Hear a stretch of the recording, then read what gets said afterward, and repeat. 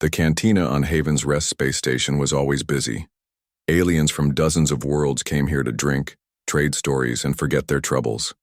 The air was thick with smoke from various breathing apparatus and the smell of different foods from across the galaxy. In the darkest corner of the room sat a figure that most people avoided.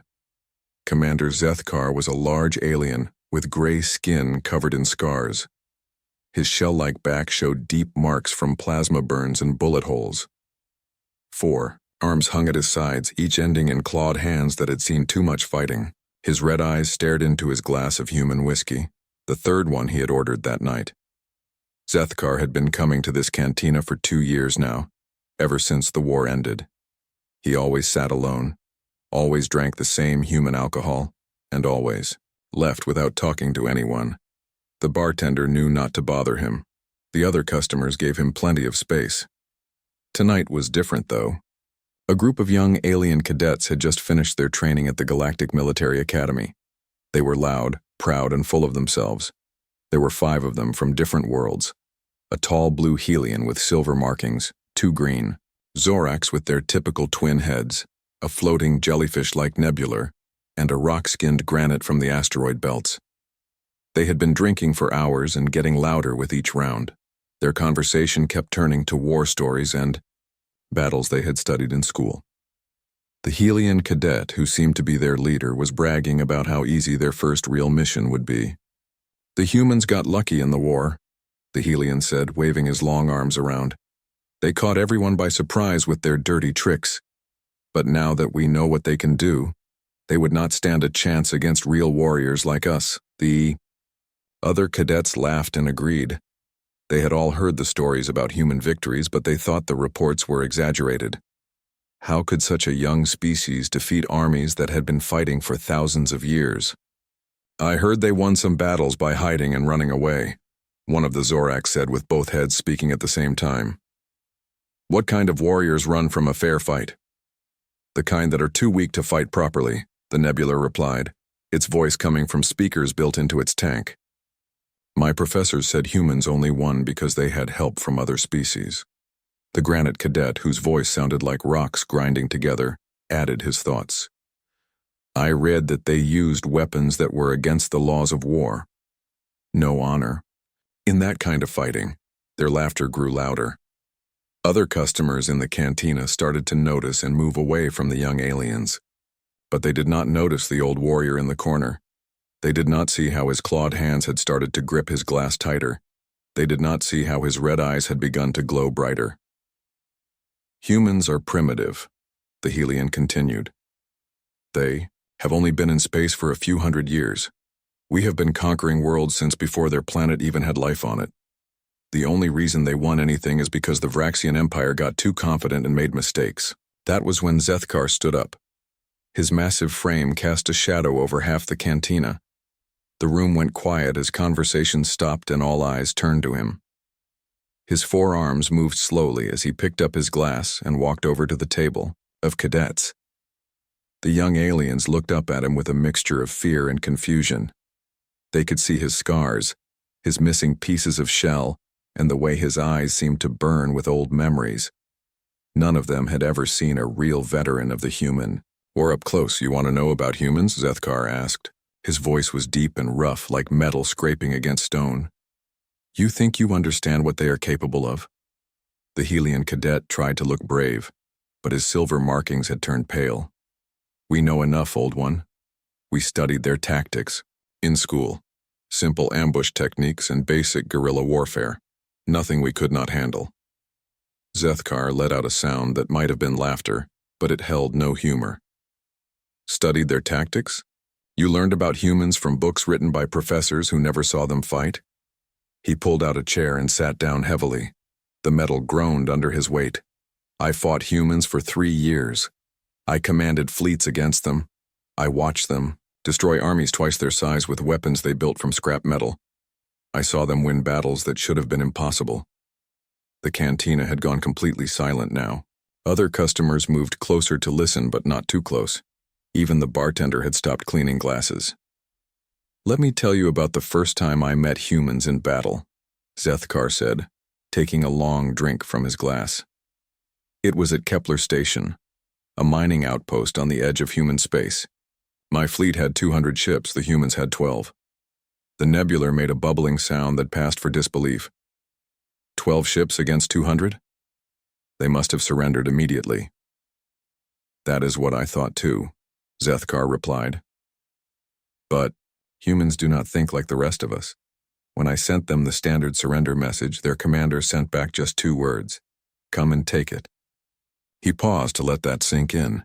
The young cadets exchanged glances, not sure if they should believe him. The human commander was Captain Jake Morrison. I learned his name later, after the battle. His second in command was Lieutenant Lisa Grant. These 2 humans were about to teach me something that still gives me nightmares. Zethkar's red eyes grew distant as he remembered. Kepler Station was built around an old asteroid. It had 3 docking bays, basic shields, and mining equipment. Nothing that should have been dangerous to a war fleet. I ordered a standard attack formation and moved in to capture it quickly. The first strange thing happened when we got close. The humans did not try to run. They did not call for help. Instead, they launched their 12 ships directly at my fleet. Not in formation, not following any battle plan I recognized. They just scattered in different directions like they were panicking. The granite cadet leaned forward. So they did. Run away? No, Zethkar said firmly. That was when I learned my first lesson about humans. What looks like panic to us is actually planning to them. Those 12 ships were not running randomly. Each one had a specific target and a specific job. He took another drink and continued. Morrison's ship flew straight at my flagship, just one small human cruiser against a Vraxian dreadnought. I thought he had lost his mind. But as he got closer, I realized he was not trying to attack my ship. He was trying to get my attention. While I was focused on Morrison, Lieutenant Grant and the other ships were moving into position around my fleet. They used our own ships as cover, hiding behind our larger vessels where our weapons could not target them without hitting our own forces. The young aliens were listening now, their earlier cockiness replaced by curiosity. Morrison kept flying, his ship in crazy patterns around my flagship, always staying just out of range of our main guns but close enough to be annoying. My gunners were getting frustrated trying to hit him. That was when I realized what he was really doing. Zethkar paused for effect, enjoying the confused looks on the cadets' faces. He was not trying to damage my ship. He was studying it. Every pass he made, his sensors were mapping our weak points, learning our weapon patterns, finding our blind spots. And while he kept us busy, the other 11 human ships were doing the same thing to the rest of my fleet. Then everything changed, at once. Morrison stopped his crazy flying and sent a message to all human ships.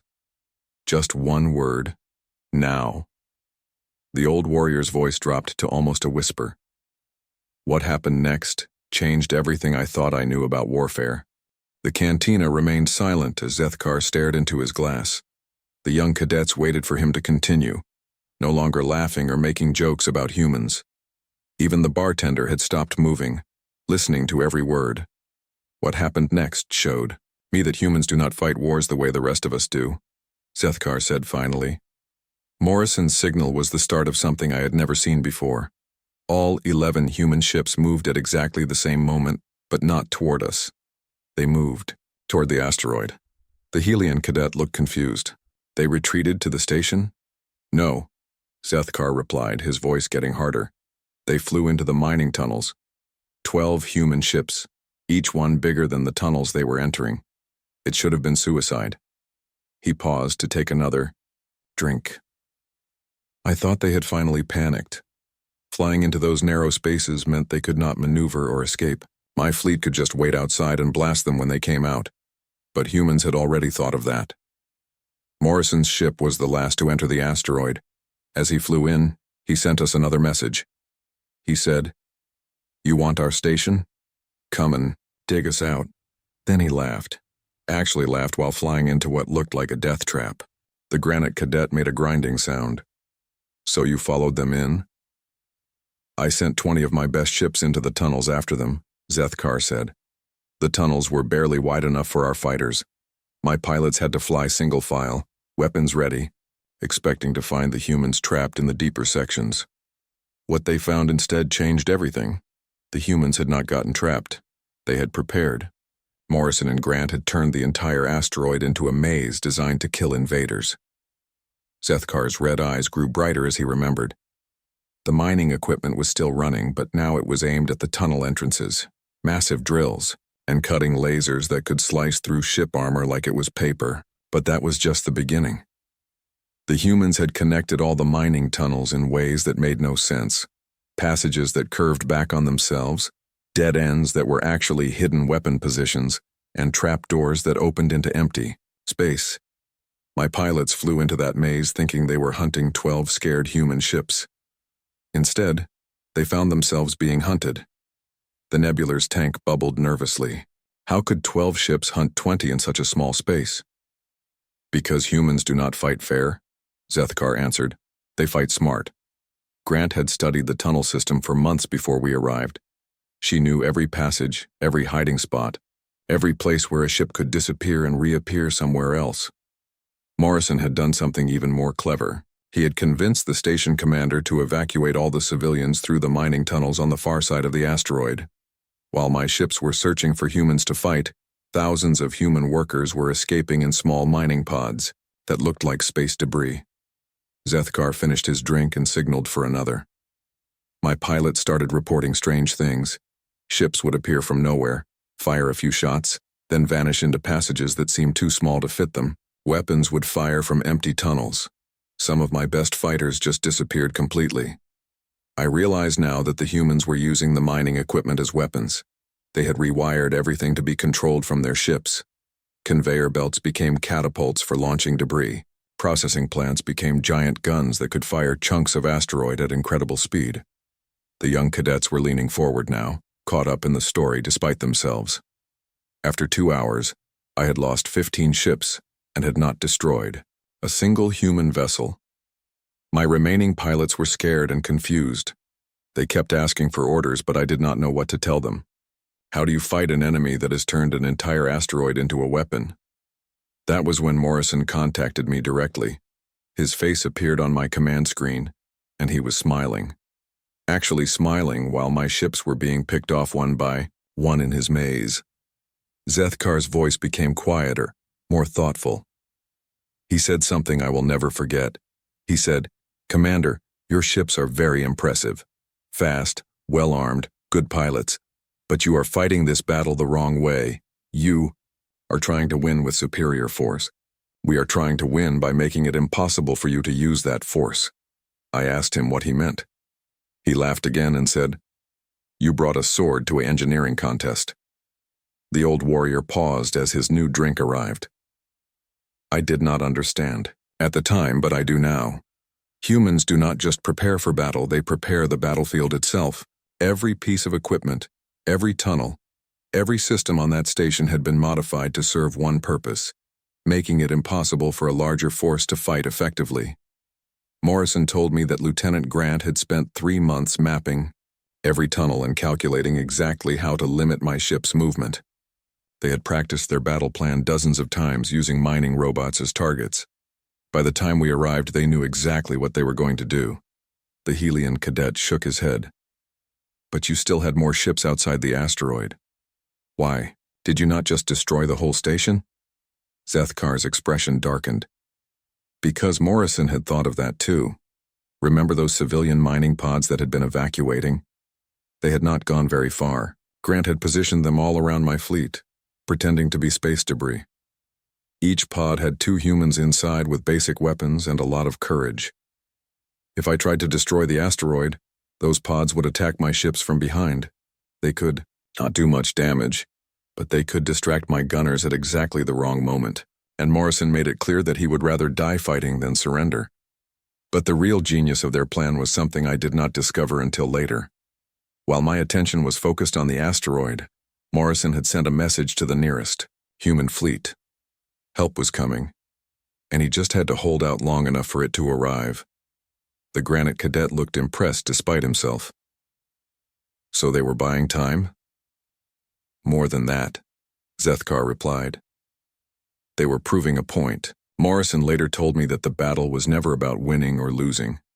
It was about showing the galaxy that humans would not give up, no matter what the odds were. I pulled my remaining ships out of the asteroid after losing 18 of them. The humans had lost nothing. Not one ship, not one life. Morrison and Grant had fought a perfect defensive battle using nothing but mining equipment and clever thinking. Zethkar looked around the table at the young faces staring at him. That was my first lesson about human warfare. They do not fight to win battles. They fight to make it impossible for their enemies to win wars. 3 days later, a human relief fleet arrived. 50 ships, all of them smaller and less armed than mine. But I had learned my lesson. I retreated without fighting. The Nebular made a confused bubbling sound. You retreated from 50 ships when you still had almost 200? Because I finally understood what Morrison had been trying to teach me, Zethkar explained. Numbers do not matter if you cannot use them. Technology does not matter if your enemy can turn it against you. Experience does not matter if your enemy can think of things you never imagined. Morrison sent me one final message as I left. He said, "Commander, you fought with honor today. I hope next time we meet, it will be as friends instead of enemies." The old warrior finished his second drink. I thought he was mocking me, but I learned later that he meant it. Humans respect enemies who fight well, even when they lose. That taught me something else about them. They do not fight because they hate their enemies. They fight because they love something enough to die for it. Zethkar ordered another drink and looked around the cantina. More aliens had gathered to listen to his stories. Word was spreading through the station that the old Vraxian commander was finally talking about the war. The young cadets sat quietly, now their earlier confidence completely gone. The battle at Kepler Station taught me that humans were clever, Zethkar continued, but I thought that was all they were. Clever fighters who could win battles with tricks and preparation. I thought if we could catch them in open space away from their prepared defenses, we could beat them easily. The Helian cadet shifted uncomfortably. But you were wrong. Very wrong, Zethkar replied. 6 months later I learned something much more frightening about humans. They do not just fight clever. They fight like they have nothing left to lose, even when they have everything to live for. He paused as his drink arrived, then continued. It happened during what humans call the Prometheus hunt. My battle group was returning from a successful raid on 3 human colonies. We had 47 ships, all of them heavily armed and well supplied. We were feeling confident as we headed back to Vraxian space. That was when we encountered the UES Defiance. 1 human ship, a small frigate that should not have been any threat to my entire fleet. It was damaged from some earlier battle, moving slowly, and appeared to be alone. The granite cadet made a grinding sound. "So you destroyed it?" I tried. "To," Zethkar said grimly. But the human captain, Rick Taylor, had other plans. When we moved to attack, his ship turned and ran. Not toward human space where he might find help, but deeper into the empty systems between stars. I thought he was just trying to escape, so I sent 5 ships to chase him down. It should have been simple. 5 fast destroyers against 1 damaged frigate. But Taylor was not running away. He was leading us into a trap. Zethkar's red eyes grew distant as he remembered. The first trap was in an asteroid field 3 systems away from where we had found him. Taylor had somehow hidden mines throughout the field, old human explosive devices that our sensors could barely detect. When my ships followed him into the asteroids, 2 of them were destroyed immediately. The remaining 3 ships were more careful, but Taylor was not done. He had studied that asteroid field, learned every rock and every hiding place. His ship would disappear behind one asteroid and emerge from behind another, fire a few shots, then vanish again. It took my ships 4 hours to realize they were not chasing 1 frigate. They were being hunted by it. The Nebular bubbled nervously. How could 1 ship hunt 3? Because Captain Taylor knew something my pilots did not, Zethkar explained. He knew that asteroid field like it was his own home. Later I learned that the Defiance had been patrolling that area for 2 years. Taylor and his crew had mapped every rock, calculated every orbit, and planned escape routes through passages that seemed impossible. But more than that, Taylor understood something about warfare that I was only beginning to learn. He was not trying to destroy my ships in a fair fight. He was trying to make them so scared and confused that they would make mistakes. Zethkar took a long drink before continuing. After losing 2 more ships in the asteroid field, I recalled the survivors and decided to ignore the human frigate. But Taylor would not let us ignore him. For the next 4 months, wherever my fleet went, the Defiance followed. At first, it was just annoying. Taylor would attack our supply ships, forcing us to escort them with valuable warships. He would send false distress signals that made us waste time investigating empty systems. He would appear at the edge of sensor range, just close enough to be detected, then disappear when we moved to intercept. The young cadets exchanged glances. This was not the kind of warfare they had studied in school. After 2 months, my crew was getting nervous. They started seeing the Defiance everywhere, even when it was not there. Sensor operators would report human ships that turned out to be asteroids or debris. Gunners would fire at shadows. The fear was spreading through my entire fleet. I tried everything to catch Taylor. I set ambushes, used my fastest ships to chase him, even tried to predict where he would appear next. Nothing worked. The Defiance would show up, cause some damage or confusion, then vanish before we could respond. Zethkar paused, his voice becoming quieter. What made it worse was that Taylor was not just harassing us randomly. He was learning from every encounter. His attacks became more precise, his escapes more narrow. It was like he was studying us, finding our weaknesses and slowly taking us apart piece by piece. The worst part was the messages he would send after each attack. Not threats or demands, just simple reports. Supply convoy delayed by 6 hours. Navigation error in Grid 7. Recommend repair protocols for damaged ships. He was treating the destruction of my fleet like a job he had to complete. The Helian cadet looked confused. He was reporting to his commanders? No, Zethkar said grimly. He was reporting to his crew. Taylor's ship had 30 humans on it, and he was keeping them informed of their progress. But what I did not understand then was why they were doing this. Why would 30 humans and a damaged ship choose to fight 47 enemy vessels for 4 months? I found out during the final battle. By then, Taylor had reduced my fleet to 12 ships, not through major battles, but through constant pressure. A ship damaged here, another destroyed there, supplies running low, crew morale falling apart. We were limping toward the edge of a system with a black hole at its center. Dangerous space that most ships avoided. I thought we had finally lost the Defiance, but then Taylor appeared one last time. Zethkar's voice became almost a whisper. His ship was barely holding together. Hull breaches, failing power, life support running on emergency backup. Any sane captain would have retreated to friendly space for repairs, but Taylor sent us one final message. He said, "Commander Zethkar, you invaded human space and attacked our colonies. My ship has been ordered to stop you. Mission parameters have not changed." Then he laughed, just like Morrison had laughed months earlier. "Besides," he said, "my navigation officer has an idea she wants to try out." The cantina was completely silent now. Even the background noise of the station seemed muted. Navigation Officer Beth Morgan had calculated something that should have been impossible. She was going to use the black hole's gravity to accelerate the Defiance to a significant fraction of light speed. Then she was going to ram my flagship. The Granite Cadet's rocky face showed shock. That would destroy their own ship too. Of course it would, Zethkar replied. But Taylor and his crew had already decided that stopping my fleet was more important than their own survival. They flew directly into the black hole's accretion disk, using the massive gravitational forces to build up speed that no normal engine could achieve. I watched on my sensors as the Defiance accelerated toward us. The radiation from the black hole should have killed the crew in minutes, but somehow they kept their ship together long enough to complete their attack run. Just before impact, Beth Morgan sent one final transmission.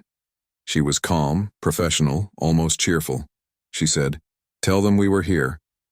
Tell them 30 humans held up an entire Vraxian fleet for 4 months. Tell them it was worth it." Zethkar finished his drink in one gulp. The Defiance hit my flagship at about 20% light speed. The explosion destroyed both ships instantly and damaged the rest of my fleet so badly that we had to abandon our mission and limp home. "That was when I learned the most terrifying thing about humans," he continued. looking around the table at the stunned faces. They do not just fight until they win. They fight until they cannot fight anymore.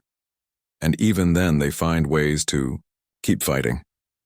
The old warrior stood up slowly, his forearms supporting his weight against the table. 30 humans and a broken ship held up my entire fleet for 4 months.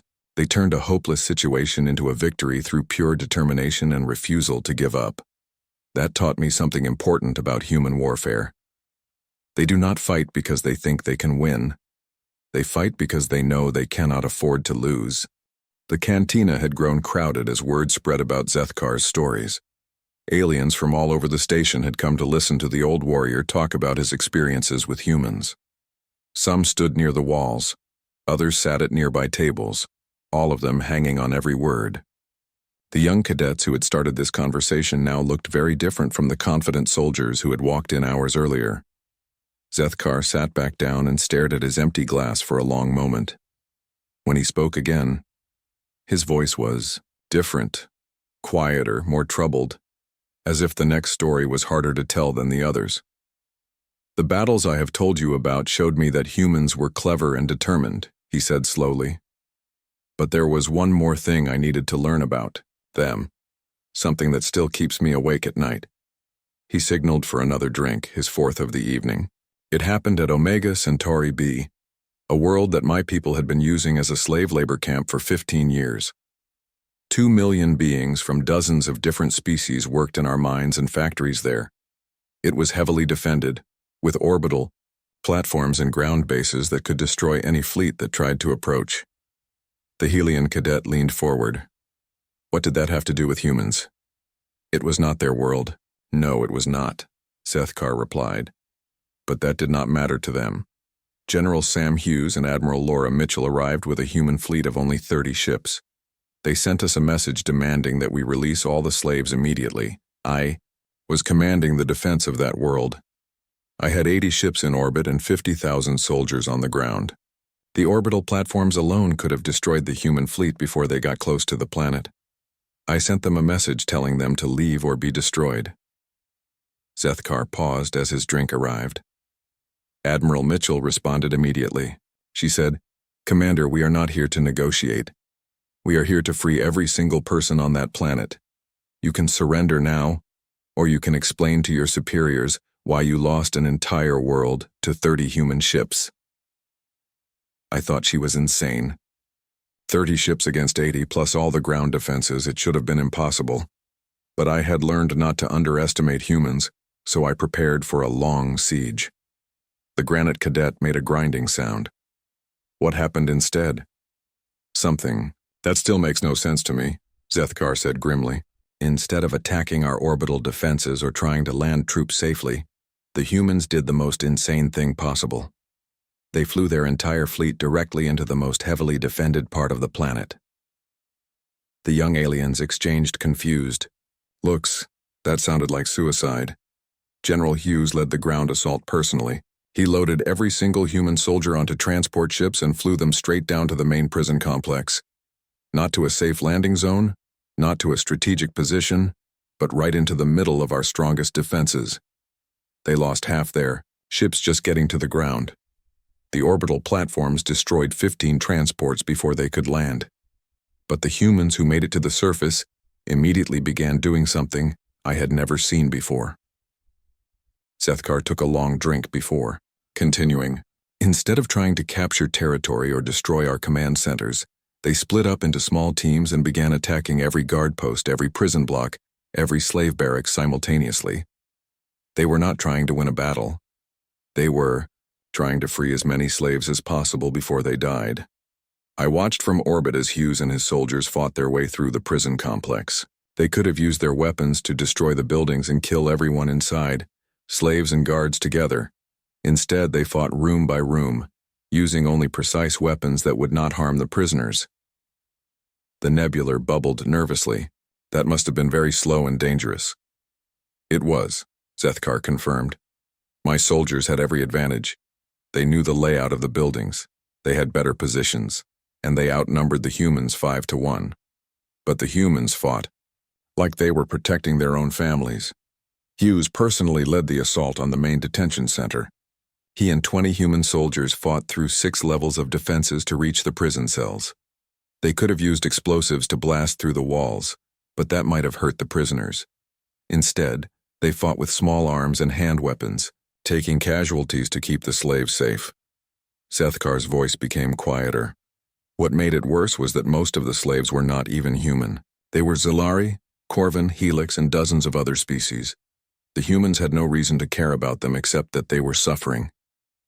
But Hughes and his soldiers treated every prisoner like they were rescuing their own children. They shared their food, their water, their medical supplies. They carried wounded slaves to safety even when they were wounded themselves. The old warrior paused, his red eyes growing distant. I remember watching one human soldier, a young woman named Amy Carter, fighting through a burning building to reach a group of Zalari children. She was already wounded, her armor was cracked, and she could barely stand. But she kept going because those children were scared and alone. When she reached them, she did not just tell them to follow her. She picked up the smallest ones and carried them, singing some human song to keep them calm. She died getting them to safety, but those children lived because of her. The cantina was completely silent now. Even the background noise of the station seemed to have stopped. Meanwhile, Admiral Mitchell was dealing with my orbital defenses. She could not destroy the platforms without risking damage to the planet below, so she did something just as crazy as Hughes. She flew her flagship directly into the main platform. Not to ram it like Captain Taylor had done, but to dock with it. She and her crew boarded the platform and began fighting through it room by room. Their goal was not to destroy it, but to capture it so they could turn its weapons against my other ships. Sethkar shook his head slowly. Mitchell fought her way to the command center with 15 human Marines. They could have blown up the platform and taken my entire fleet with it, but that would have killed the slaves on the planet below. Instead, they captured the platform and used its weapons to defend the humans on the surface. The battle lasted 18 hours. By the end, 90% of the human force was dead or wounded. Hughes died defending the last group of slaves. Mitchell's ship was destroyed and she was killed when my remaining ships finally retook the Y platform. But every single slave on that planet was freed. 2 million beings from dozens of worlds, all of them rescued by humans who had never met them before and would never see them again. The Helian cadets' silver markings had turned completely pale. They all died for strangers? Most of them did, Sethkar confirmed. But that was not the end of the story. 3 days later, a rescue fleet arrived. Not human ships, but vessels from every species that had people on that planet. Zalari, Corvin, Helix, and dozens of others. They came because their people sent messages about what the humans had done. The rescue fleet was 10 times larger than my remaining forces. They did not come to fight a war. They came to honor the humans who had died saving their people. I surrendered without firing a shot. Sethkar finished his drink and looked around the crowded cantina. That was when I learned the most important thing about human warfare. They do not fight to conquer or to prove their strength. They fight to protect others, even when those others are complete strangers. Hughes and Mitchell knew they were going to die. They planned their entire battle around the assumption that none of them would survive. But they also knew that their sacrifice would save 2 million lives. The old warrior stood up slowly. Before Hughes died, he sent one final message to his fleet. He said, "Mission accomplished. All civilians are safe. Tell our families we died doing something that mattered." That taught me something about humans that I wish I had learned earlier, Sethkar said, his voice heavy with old regret. They are not just warriors. They are guardians. They will die for people they have never met, simply because those people need help. And that makes them the most dangerous enemies in the galaxy, because you are not just fighting soldiers. You are fighting people who believe their cause is more important than their lives. The cantina was packed now. Word had spread throughout Haven's Rest that Commander Sethkar was finally telling his war stories. Aliens from every corner of the galaxy had come to listen. Some had fought in the war themselves. Others had only heard rumors about human capabilities. All of them wanted to understand what had really happened during those terrible years. Sethkar looked around at all the faces staring at him. young and old, from dozens of different worlds, all waiting to hear his final story. The young cadets who had started this conversation hours ago now sat quietly, their earlier arrogance completely gone. I have told you about human cleverness, their determination and their willingness to die for strangers, Sethkar said slowly, but I have not told you the most important thing, the thing that took me years to understand. He ordered one more drink, his hands shaking slightly as he held the glass. It happened after the war ended. The peace talks were held here on Haven's Rest in the diplomatic quarters upstairs. I was chosen to represent the Vraxian military even though we had lost. The human delegation was led by Ambassador Paul Rivers and Dr. Helen Clark. I expected them to be angry, demanding, ready to punish us for all the destruction we had caused. Instead, they did something that confused me completely. Sethkar paused, his red eyes growing distant. The first thing Ambassador Rivers said to me was, "Commander, I am sorry for your losses. War is terrible for everyone involved." Then he asked about my family, about the soldiers who had served under me, about how the Vraxian people were dealing with the end of the fighting. The Helian cadet looked puzzled. He felt sorry for you, but you had been trying to destroy his people. That was exactly what I thought, Sethkar replied.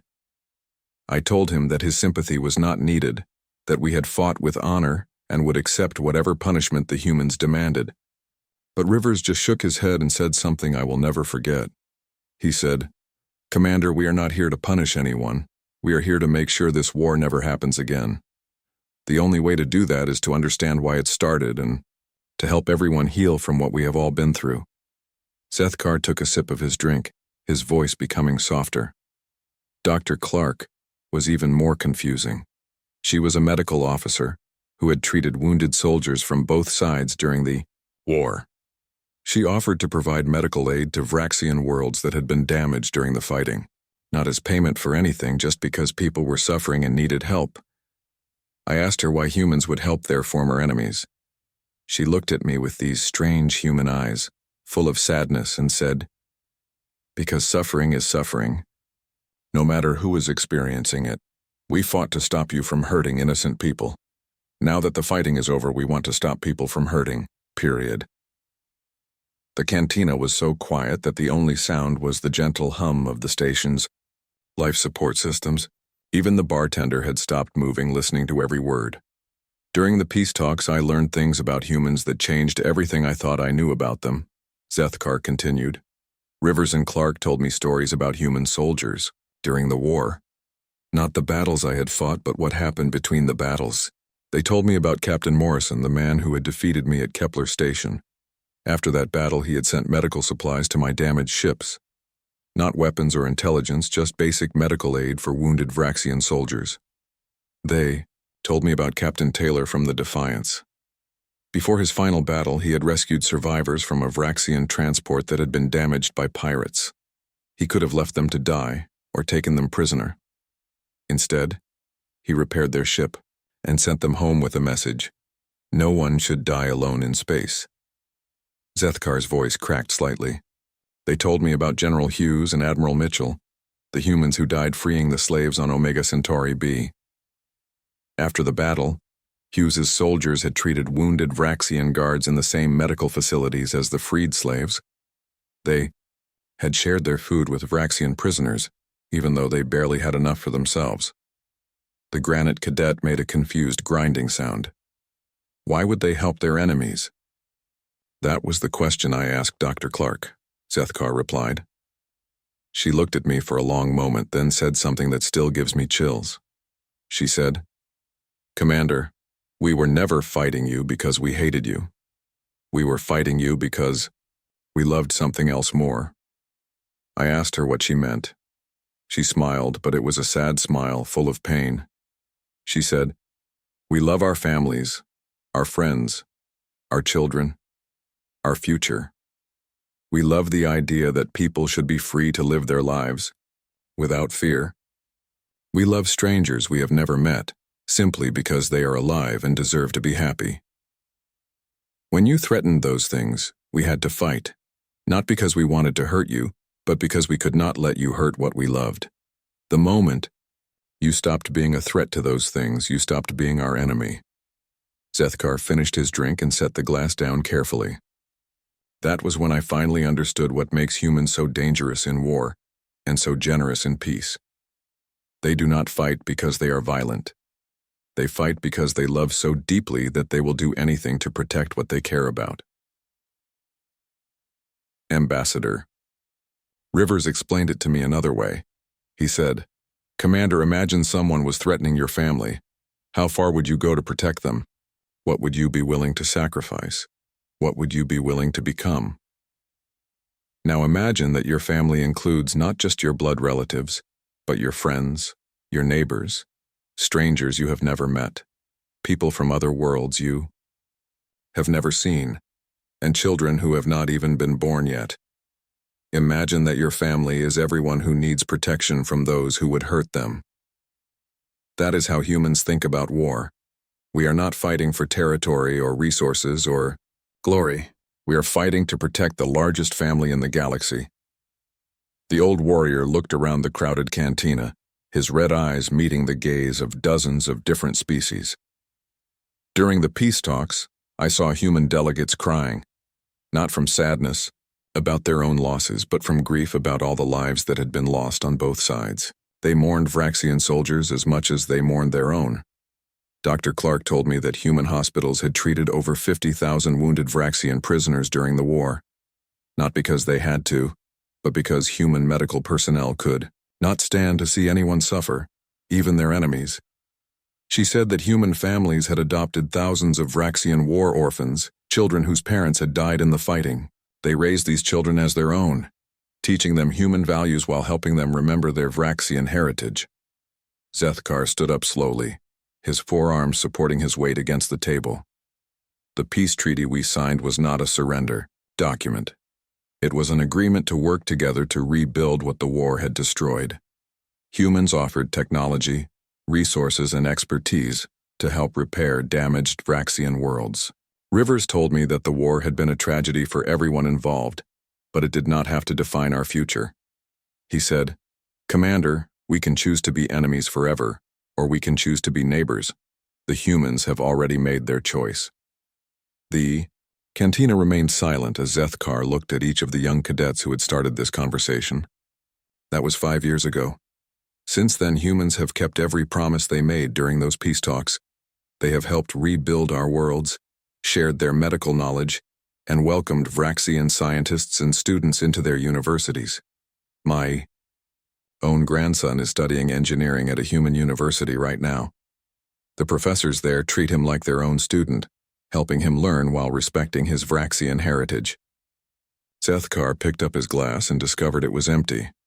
He set it down and prepared to leave. "You asked me about human warfare. You wanted to know what made them so effective in battle. Now you know. Humans are the most dangerous warriors in the galaxy because they do not fight for themselves. They fight for love. They fight to protect everyone and everything they care about. And once you understand that they care about everyone, you realize that they are fighting to protect you, too, even if you are their enemy. The most terrifying thing about fighting humans is not their weapons or their tactics or their determination. It is the knowledge that they are willing to die to make the galaxy a better place for everyone to live. And the most wonderful thing about being at peace with humans is that same willingness to sacrifice everything, but now they are using it to help, instead of to fight." Zethkar walked slowly toward the exit, his scarred form moving through the crowd of silent aliens. At the door, he turned back one final time. "Remember this, all of you. If you ever find yourself fighting humans, you are not just fighting soldiers. You are fighting everyone they have ever loved, everyone they hope to save, and everyone they believe deserves a chance at happiness. That includes you. And that is a war you cannot win, because they have already won the only victory that matters to them. They have chosen to love instead of hate." The old warrior left the cantina, leaving behind a room full of aliens who would never think about humans the same way again.